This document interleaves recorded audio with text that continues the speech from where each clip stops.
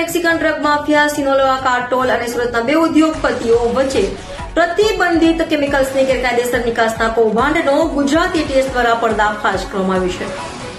ગુજરાત એટીએસની ટીમે સુરતના ઉદ્યોગપતિ સતીશ કુમાર હરેશભાઈ સુતરિયા અને યુક્તા ગાંધીની ધરપકડ કરતા ચકચાર મચી જવા પામી છે।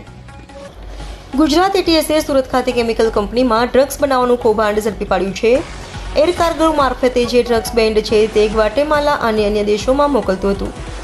સુરતના ઉદ્યોગપતિ એવા સતીશ કુમાર હરેશ સુતરિયા અને યુક્તા ગાંધી સાથે મળી આ કૌભાંડ ચલાવતા હતા અને ખોટા બિલો મારફતે ડ્રગ્સ મોકલતા હતા।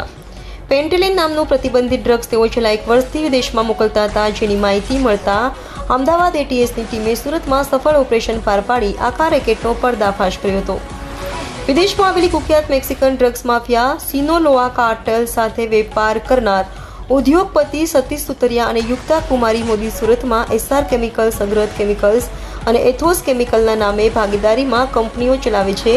સાથે તેઓની સુરતમાં અલગ અલગ વિસ્તારોમાં જેમ કે જહાંગીરપુરા, ઉધના સહિતના વિસ્તારોમાં બ્રાન્ચ ઓફિસો પણ આવેલી છે। હાલ તો આ કુખ્યાત સિનોલોઆ ડ્રગ્સ માફિયા સાથે સંકળાયેલ ઉદ્યોગપતિ મહિલા સહિત બેને કોર્ટમાં રજૂ કરી એટીએસે 3 દિવસના રિમાન્ડ મેળવી વધુ તપાસ હાથ ધરી છે।